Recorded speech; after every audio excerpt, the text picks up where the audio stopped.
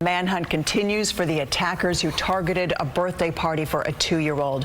That mass shooting was around 6 o'clock Saturday night at a banquet hall off of Lucille Road. Authorities now say 2 more people were injured. They didn't know about them initially because those victims had been grazed by bullets and they took themselves to the hospital. So this brings the total number of people injured to 13, and that's in addition to the 3 children and a 21-year-old man who were killed. And we now know the name of the 4th person who died in that shooting. A GoFundMe has identified the 8-year-old victim as Journey Rose Reututar Guerrero. She is described as kind and playful.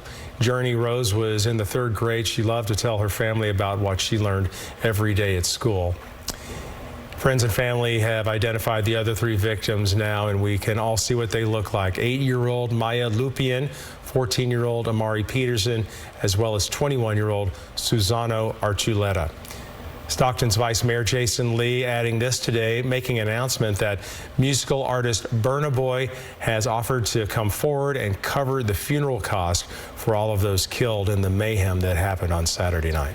As authorities continue to search for those shooters, we are checking back in with state leaders for their responses to the investigation and that search for the suspects. State's Area 3 Political Director Ashley Zavala has the latest now on the state's top cop, Rob Bonta, and Governor Gavin Newsom.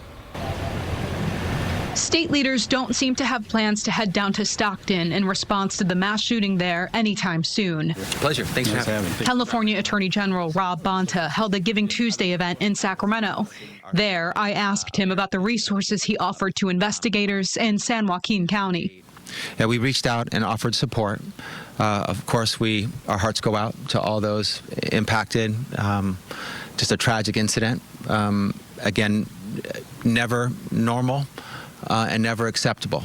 Unfortunately, in the United States of America, we lead the world in many things that are great. We also lead in something that is horrific and awful, and that is gun violence. And no part of our country is immune, including the great golden state of California. And so we have reached out to offer support, as we often do in times of tragedy. That's part of the spirit we're talking about here today, working together, collaborating, partnering, offering resources, personnel if needed. But the lead agencies on the ground are taking the lead there. Okay, they haven't accepted your offer for support? No, not that I'm aware of. Okay. Do you have any concerns about the suspects not being in custody and just sort of where this investigation stands now that it's been more than 48 hours since this tragedy happened? We have got a lot of faith and trust in our local law enforcement partners across the state, including those in the Stockton area, both the police department, the sheriff's department. We have worked very successfully all across the state with our law enforcement partners, federal, local, fellow state partners, and I think that public safety officers and law enforcement will do what they always do. Sometimes it takes time, but I know that they're hard at work chasing down clues and doing what they do best, helping hold those accountable who harmed our communities. Meanwhile, Governor Gavin Newsom ordered flags at half-staff Monday for the mass shooting.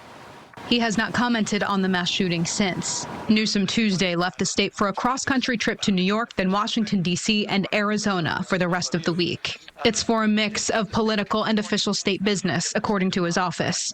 Newsom's office said he'll be back on Saturday. Thank you for joining us today. In Sacramento, Ashley Zavala, KCRA 3 News. And we reached out to Mayor Christina Fugazi in Stockton for comments on the governor's departure, and we're waiting to hear back.